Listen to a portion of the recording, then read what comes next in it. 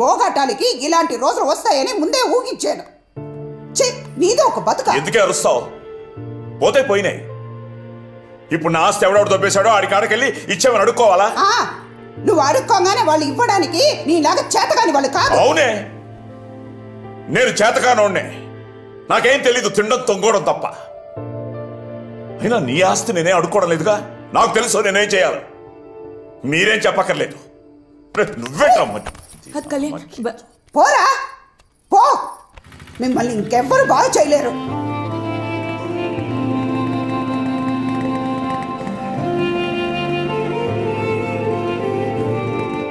అసలు వీడు ఇప్పుడు దాకా తాగి తాగి పోగొట్టింది సరిపోక ఇప్పుడు మీకు ఉన్న పరువు ప్రతిష్టాన్ని కూడా రోడ్డుకి ఇద్దామని చూస్తున్నాడా? ఏమైంది వదినా? అవ్వడానికి ఇంకేముంది?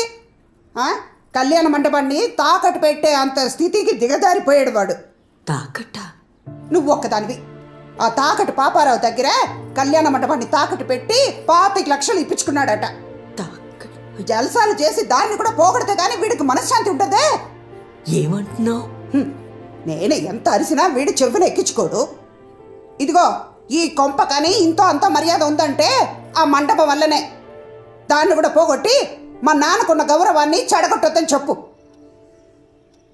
నా పెళ్ళైన తర్వాత మీ తాత నన్ను ఒక్కటే అడిగాడు, ఎలా అయినా కళ్యాణ మండపాన్ని కాపాడుకోమని. మీ తాత చివరి రోజుల్లో చాలా బాధపడినాడు. ఈ రోజు ఇలా అవుతుందని ఆయనకు ముందే తెలుసు. అందుకే కళ్యాణ మండపాన్ని నా పేరుని రాసిపెట్టినాడు.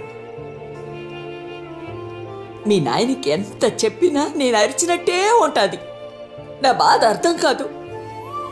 నీకు చెప్తావంటే నువ్వేం పట్లట్టే ఉంటావు. ఇప్పటికి 20 సార్లు చెప్పుంటాను. నువ్వేమో అమెరికా పోతానో అంటానే ఉంటావు. బయట నుంచి వచ్చిందాన్ని నేను చెప్తున్నాను. శ్రీ రాజలక్ష్మి కళ్యాణ మండపం అంటే ఎంత గొప్ప పేరుందో తెలుసా? నా మాటిన్రా, మీ తాత కోసమైనా నువ్వు ఆ కళ్యాణ మండపాన్ని చూసుకోరా.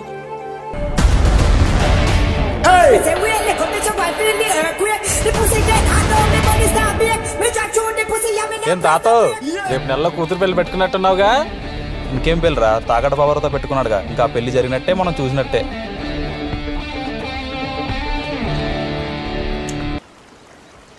రేపు పాపారావు గడి సింధు వాళ్ళ నాన్నని తెలుసుకోవడం ఎందుకు వాడితో గొడవ పెట్టుకున్నావు? బ్రో, నువ్వు మనసులో ఏ బాధ పెట్టుకుని డెసిషన్ తీసుకుంటున్నావు నాకైతే అర్థం కావట్లేదు. ఇప్పుడు దీనికి వెళ్ళిన ఆయన ఏమంటాడో.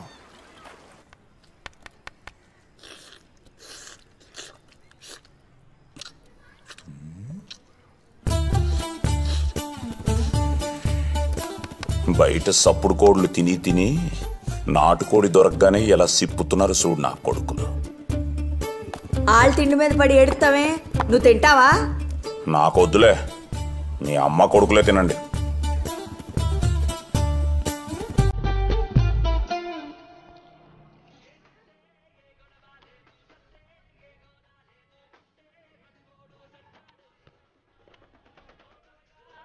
మీ బాబు ఏమైనా టెంపుల్లో నాడుతున్నాడు బ్రో? హలో సార్, మేము గ్రామీణ బ్యాంక్ నుండి కాల్ చేస్తున్నాం. మీరు ఆవులు కానీ గొర్రెలు కానీ పెట్టుకుంటామంటే మేము లోన్ ఇస్తాం సార్. ఈడ చాలా గొర్రెలు ఉన్నాయిలేమ్మా,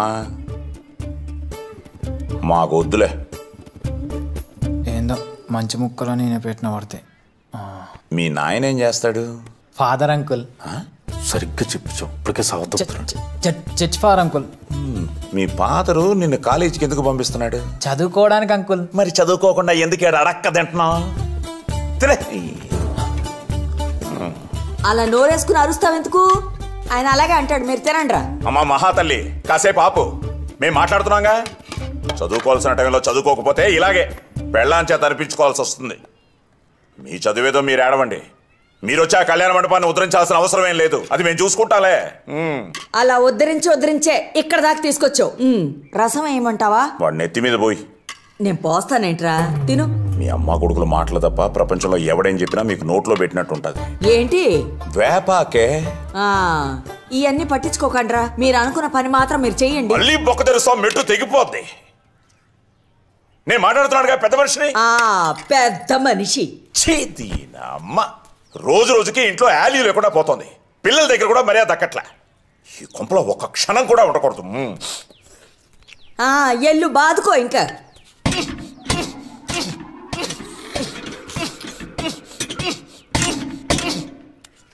ఆపమనరా నువ్వు నాకు.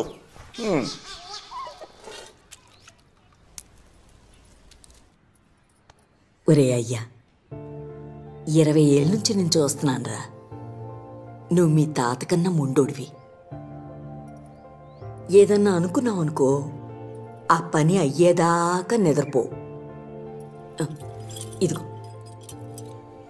ఈ రోజు నుంచి ఈ కళ్యాణ మండపం నీది. ఏ అయ్యా,